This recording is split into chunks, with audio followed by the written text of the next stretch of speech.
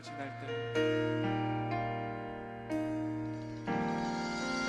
허무한 시절 지날 때 깊은 한숨 내쉴 때 그런 풍경 보시며 단식하는 분 있네. 고와 같이 너희를 버려두지 않으리. 내가 너희와 영원히 함께하리라. 허무한 시절 지날 때 허무한 시절 지날 때 깊은 한숨 내쉴 때 그런 풍경 보시며 단식하는 분 있네. 고와 같이 너희를 버려두지 않으리. 내가 너희와 영원히 함께하리라. 성령이 오셨네. 성령이 오셨네. 성령이 오셨네. 내 주에 보내신 성령이 오셨네. 우리 인생 가운데 친히 찾아오셔서 그 나라 꿈꾸게 하시네. 억눌린 자 갇힌 자 억눌린 자 갇힌 자 자유함이 없는 자 피난처가 되시는 성령님 계시네. 주의 영이 계신 곳에 주의 영이 계신 곳에 참 자유가 있다네. 진리의 영이신 성령이 오셨네. 성령이 오셨네. 성령이 오셨네. 내 주에 보내신 성령이 오셨네.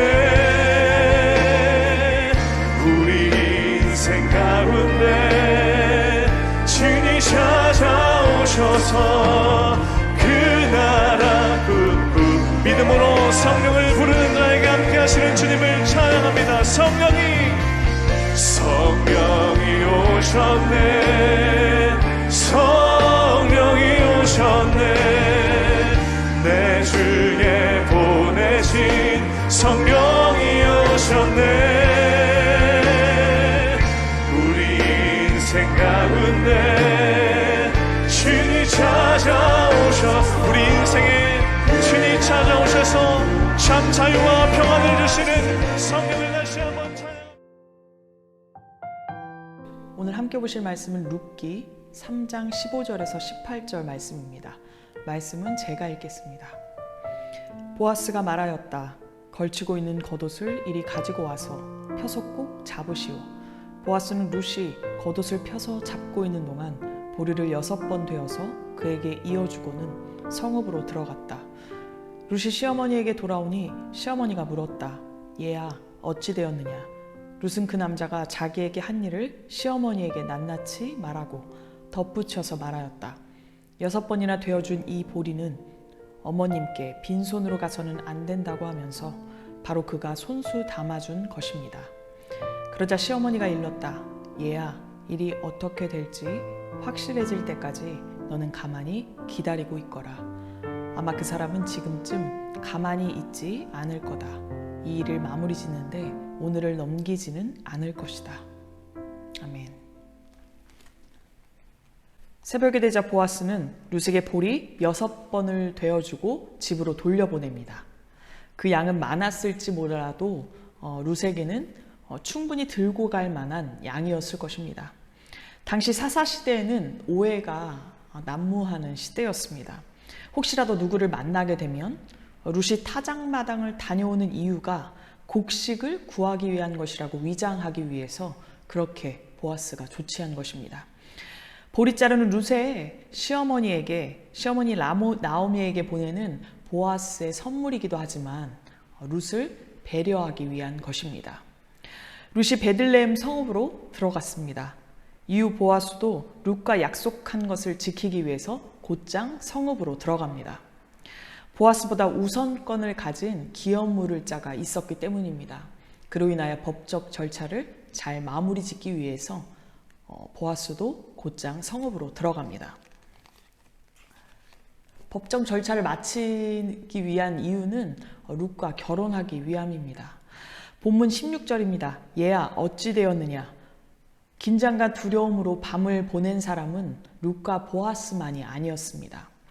밤새 잠도 못 자고 기도했던 룻의 시어머니 나오미도 있었습니다. 룻이 집에 돌아오자마자 어떻게 되었느냐고 묻는 나오미에게 룻은 낱낱이 있었던 일을 고백합니다. 본문 17절입니다. 6번이나 되어준 이 보리는 어머님께 빈손으로 가서는 안 된다고 하면서 바로 그가 손수 담아준 것입니다. 이 선물의 의미가 무엇일까요? 룻을 격려하며 타장마장까지 이끌어준 나오미에게 보내는 보아스의 선물입니다. 룻을 신부로 맞이하고 싶은 보아스의 마음입니다. 그리고 남편도 잃고 아들도 잃은 빈손으로 살고 있는 나오미에게 룻과 결혼하게 되면 나오미의 일생을 책임지겠다는 의미의 상징입니다. 본문 18절입니다. 너는 가만히 기다리고 있거라. 이제 나오미와 룻이 할 수 있는 것은 아무것도 없습니다. 잠잠히 기도함으로 하나님이 하실 일을 기대하며 기다리는 것뿐입니다. 모든 일의 결국은 하나님의 손에 달려있기 때문입니다. 우리의 삶도 그렇습니다. 우리가 예수 그리스도라는 목적지를 향해서 달려가다 보면 실수로 넘어질 때도 있고 억울한 일을 당할 때도 있습니다. 그러나 그 선택의 시절을 지나서 이제 선택의 결과만을 남겨두고 있다면 이제 잠시 멈추어도 좋습니다. 멈추고 하나님이 하실 일을 기대할 때가 되었습니다. 우리의 능력과 열정과 노력과 상관없이 그분께 순종하고 충성한 자에게 베푸시는 하나님의 탁월한 그 응답을 우리가 기대해 보았으면 좋겠습니다. 이제는 그분이 일하실 것입니다. 사랑하는 성도 여러분, 불안해하며 발을 동동 굴었던 어제는 지나갔습니다. 허락하신 오늘 하루 주님이 하실 일을 기대하면서 잠시 움직임을 멈추고 그분의 구원을 바라는 저와 여러분 되시기를 간절히 축원합니다.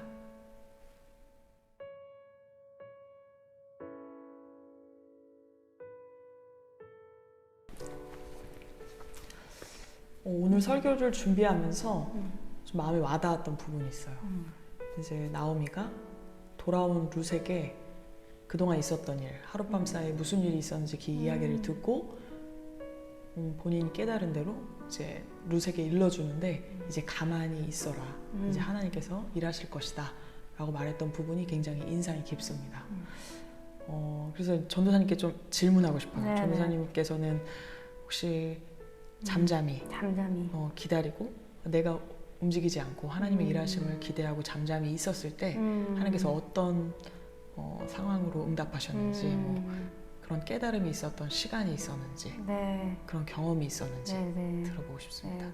저는 목사님 말씀을 들으면서 기다림의 축복이라는 단어가 탁 떠올랐어요. 근데 그 이유는 그 기다림 속에서 준비할 수 있고 또 기대가 있기 때문에 기다림의 축복이라는 것이 중요하다라는 생각했는데 성경을 보면은 반드시 하나님은 준비된 사람을 꼭 쓰시잖아요. 그래서 저도 사실 지금까지 살아오면서 좀 기다려야 하고 인내해야 하는 그런 일들이 좀 많이 있었는데요. 처음에는 그 기다림이 되게 답답하고 자꾸 저 자신을 조급하게 만들고 그렇게 했는데 기다림의 끝에는 반드시 그 하나님의 때가 되면은 저에게 가장 잘 맞는 그 최고의 길로 인도해 주시는 그 하나님의 섭리를 경험하게 되면서 저는 이제는 기다려야 되는 순간이 찾아와도 이제 기쁨으로 기다리고 또 믿음으로 이제 준비할 수 있는 시간이다 하면서 이제 하나님께 그런 감사를 드릴 수 있는 제가 되어가고 있어서 감사한 것 같습니다. 놀라우네요. 다 같이 기도할까요? 네. 사랑의 하나님 감사합니다. 저희를 이때까지 품어주시고 동행해주시고 보살펴주신 은혜에 감사를 드립니다. 저희가 주님의 길을 걸어가면서 주님이 허락하신 것에 늘 순종하며 나아갈 때도 있지만 그렇지 못해서 넘어질 때도 있습니다. 그리고 억울한 일을 당할 때도 있습니다. 그 어떠한 과정 가운데 있든지 그 일의 결국은 하나님의 손에 있음을 저희가 고백합니다. 이제 저희가 모든 일을 멈추고 저희의 노력과 저희의 열심보다도 주님의 일하심을 기대하며 나아가기를 소원합니다. 아멘. 좀 저희를 다스려 주시옵시고 그 어떠한 상황이 펼쳐지든지 저희의 생각과 저희의 모든 경험들 내려놓고 주님의 뜻만 바라보며 살게 하여 주시옵소서. 주님의 때를 기다립니다. 모든 말씀 예수 그리스도 이름으로 기도드립니다. 아멘.